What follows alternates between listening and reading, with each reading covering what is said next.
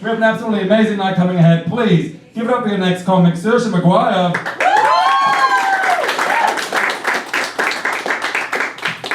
All right, I'm going to start off with a quick question, quick poll for all the girls and the gays. Do we have any? I know. Yeah! I know. All right. Okay. Have any of you guys ever half-heartedly called someone daddy? Let me explain. Instead of saying yes, daddy, or however you would say it in bed, it comes out like, yes, dad. Just stops one syllable short. This happened to me recently. It was the worst moment of my life. I was hooking up with this guy. He asked me to call him daddy in the middle of it. And, daddy just doesn't come naturally to me. I've never even called my own father that. And if you do, you're a freak. But I will try anything once or twice. And so I go through the motions of my normal words. I'm saying yes. Yes means good job, keep it up, babe, keep going. Yes is good, you can always throw that out. And then he says what every guy says and what no girl wants to hear. He says, yes, what?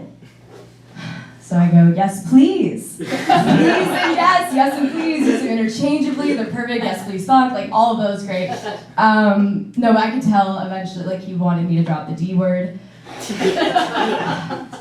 And you guys pretty much know what happened. I pretty much called him Papa. Needless to say, never saw him again. I don't want to fuck my dad. This is so awkward. My dad is actually here tonight. Hi, Dad. I'm just kidding. That's not my dad. I'm so sorry. So to use someone. You're probably, how old are you? 23. I'm 24. Okay, the lights are blinding. I should have picked up someone older. I'm so sorry. Wow. Anyway, no, but the reason why I'm embarrassing myself is because nobody ever talks about this thin, fine line between, dirty talk. It's either being really sexy or really embarrassed. And it's not just dirty talk, it's everyday words. Like, for instance, if I said, Adolf the Red-Nosed Reindeer, which I did say, but that was in 7th grade. I don't blame it on myself. My history teacher taught World War II around the holiday season, so I feel like she wanted that to happen. Speaking of dirty things, one of my biggest fears in life is herpes. But I feel like that's everyone's fear, and it's totally, it's a stigma. I know it's not that bad. Everybody pretty much has Simplex 1. My mouth is on this right now, so whoever gets it next probably. No, I'm kidding. I don't have herpes. No, so my biggest fear is herpes, but specifically me because my roommate works in an OBGYN, which is a vagina doctor, and she comes home every day with another HHS, which is a herpes horror story.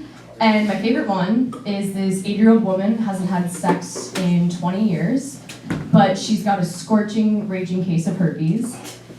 I'm about to ruin everyone's night. Turns out you can get herpes, and it can lay dormant for however many years, in this case 20, yeah. Some of you already knew that.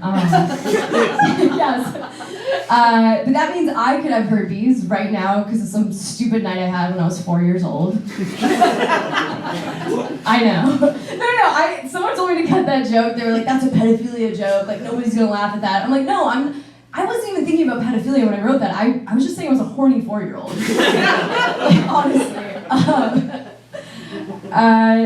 Anyway, my roommate and I, we were so naive, so stupid and dumb, before she worked at the OBGYN, we were just fucking dudes left and right without a condom. But now, my mom's actually here tonight, so I'm joking, no. But now we always have condoms on us, especially when going to orgies, true story. And we always make sure we use a condom for the first 5 minutes.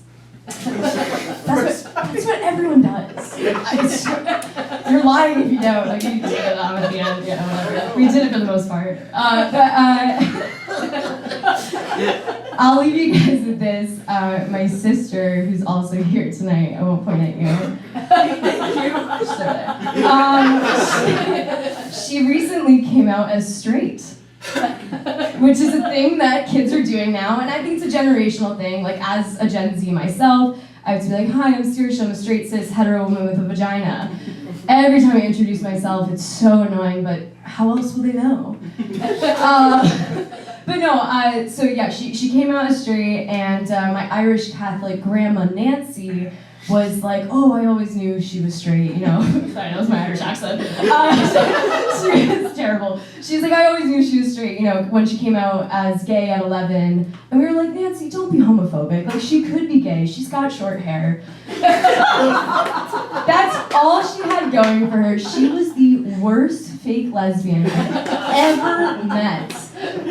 She was like the Margaret Thatcher of lesbians.